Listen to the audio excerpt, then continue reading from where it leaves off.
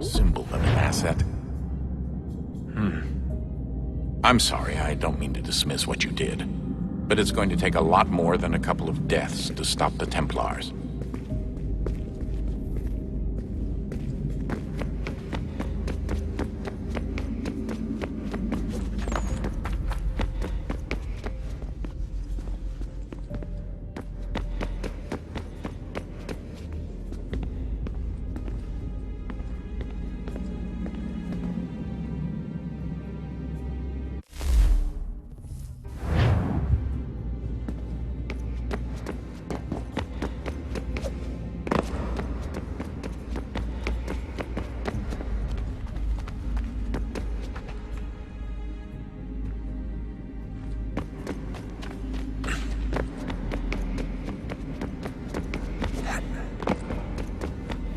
So what was it like being back at Abstergo?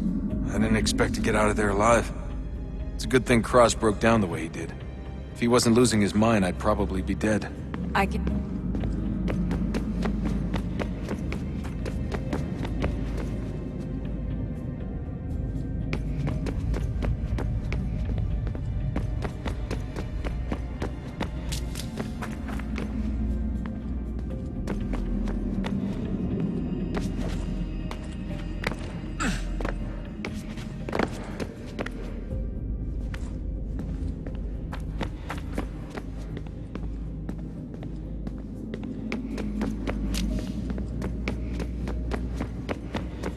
I've been poking around a bit. Did you know there are machines down here that make, well, mana? Wizard mana or biblical mana?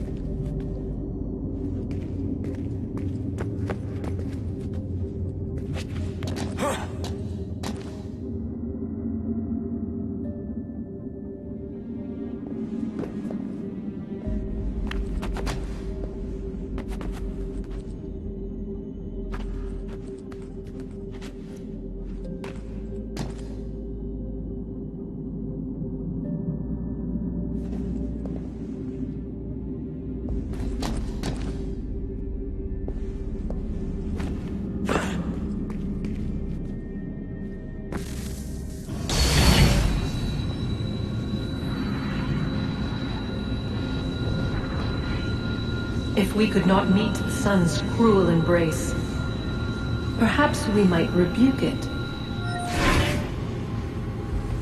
Already we could generate the fields to protect us in times of strife. But these were small and simple things. To replicate them on a scale the size of a world, we lack the energy to make it so.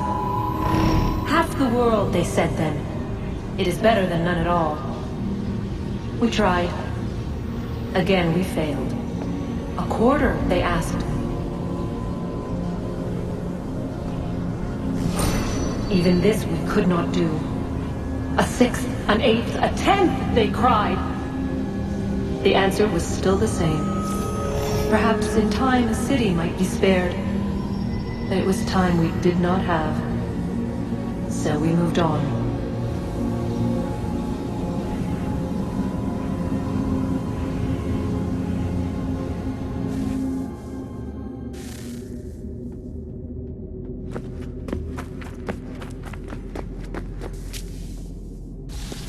Wonder what's inside. Only one way to find out.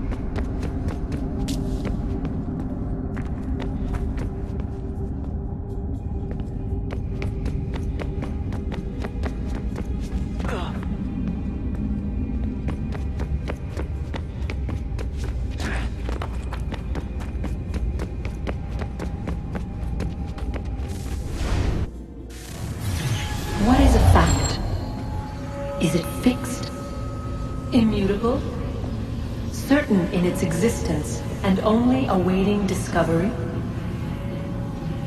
Or might it be changed? Here we learned the answer, and thought that it might save us. They were used to command, to control, to own. But we soon discovered another use. When enough sat in thrall and were told to believe, their thoughts took on form. What was imagined became real. If 100 minds could wish away a wall or create a tree, what might 1,000 do? 10,000? More? Might we change the consensus and will the thread away? We resolved to send one into the sky where it might illuminate us all. Once placed, a sentence would be uttered. Make us safe. In this way, we would change the consensus. We would save the world. But it never came to be. We sent a dozen of them skyward, but there was no way to maintain control, to direct the beam, to enthrall the world, to speak the words. Though this was strange and dangerous, what we tried next was worse.